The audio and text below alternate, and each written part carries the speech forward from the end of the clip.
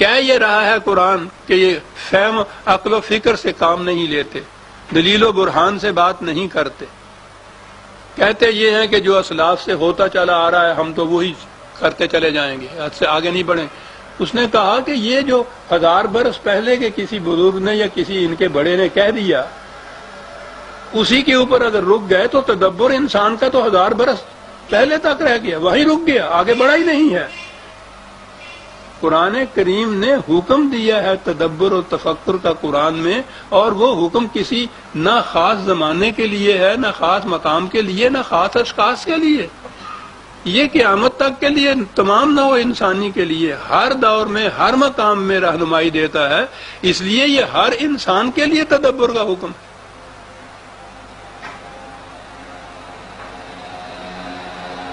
کوئی ذہنیت، کوئی مسلک، کوئی روش جو تدبر سے روک دیتی ہے وہ جہنم میں انسان کو لے جاتی ہے۔ اور سب سے بڑی چیز کہ جس کو بڑا ہی مقدس ہمارے یہاں سمجھا جاتا ہے، ٹھیک ہے سلف صالحین بزرگ ہیں، ٹھیک ہے ان کا احترام ہے، ان کی تکریم ہے، لیکن جس مقام کے اوپر ان کا تدبر پہنچا تھا، تدبر وہاں رک تو نہیں گیا، جامد تو نہیں ہو گیا، تو زندگی تو آگے بڑھ رہی ہے، انسانی علم کی سطح بلند ہوتی چلی جا رہی ہے زمانے کے ساتھ ساتھ۔ اب یہ سمجھنا کہ صاحب وہ نبوت تو ختم ہوئی نبی اکرم صلی اللہ علیہ وسلم کی ذات اقدس پر، اور وہ ختم نبوت سے کچھ کمی واقعہ نہیں ہوئی، قرآن محفوظ ہو گیا، وہ تو نبوت قرآن تک قیامت تک کے رہی، نبوت تو ختم ہوئی۔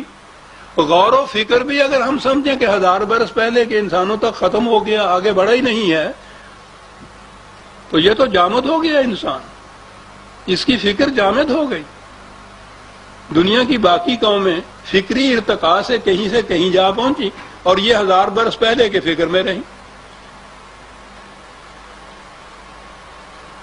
انہوں نے اگر انہی اسلاف کے کہنے کے مطابق، بلکہ وہ تو ان کو نبی اکرم صلی اللہ علیہ وسلم کی طرف منسوب کر دیتے تھے، یہ مانا جائے کہ ساتھ یہ 7 آسمان ہیں، ایک آسمان کے اوپر دوسرا آسمان، اور یہ آسمان شیشے کا ایک ڈل ہے جس کے اندر یہ ہیرے موتی جڑے ہوئے ہیں جن کو ستارے کہتے ہیں، اور ان دونوں کے درمیان اتنے 500 سال کے فاصلہ ہے، اور یہ تصور اگر آپ کر لیں، آج بھی یہ تصور جو ہے اسلاف کی اتباع کے اندر کلو خیرن فی اتباع سلف، یہ ان کا مسلک ہے کہ جو کچھ وہ کہہ گئے ہیں بس وہی حرف آخر ہے۔ نتیجہ اس کا یہ ہے کہ آج بھی مدینہ یونیورسٹی کے صدر جو ہیں وہ یہ کہہ رہے ہیں کہ زمین گھومتی نہیں ہے، یہ ساکن ہے، اور وہ کہتے ہیں جو یہ مانتا ہے کہ یہ زمین گردش کرتی ہے وہ کفر ہے، ارتداد ہے، اسے پھانسی دے دینا چاہیے۔ دلیل کیا ہے؟ 1000 برس پہلے سے تفسیر میں یہ آ گیا، کسی روایت میں آ گیا، کیا کہیں گے اسے آپ؟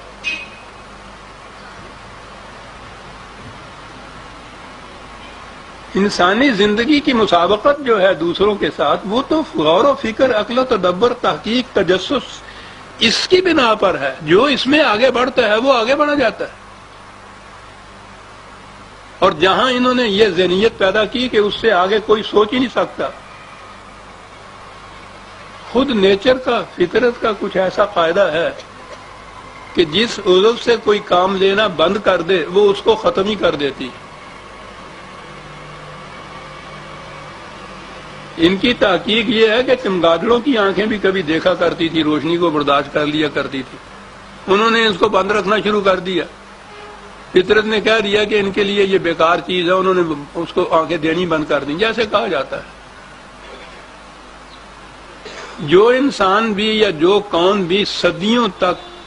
فکر و تدبر سے کام لینا چھوڑ دے، اس میں فکر و تدبر کی صلاحیتیں اگر وہ مفقود نہیں ہوتی تو مفلوج تو ضرور ہو جاتی ہیں۔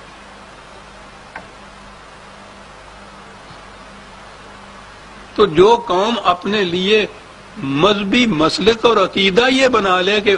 1000 برس پہلے کی جو سوچ تھی اس سے آگے سوچ جو ہے وہ ارتداد ہے، کفر ہے، الحاد ہے، سوچنا ہی نہیں، تو سوچنے سمجھنے کی صلاحیتیں فطرت کہے گی بیکار ہے، اس قوم کے لیے فائدہ کیا ہے، کسی اور قوم کو یہی کچھ دیجئے جو کام لے ان سے۔ یہ وجہ ہے کہ قرآن نے اس کو جہیم کہا۔ وہ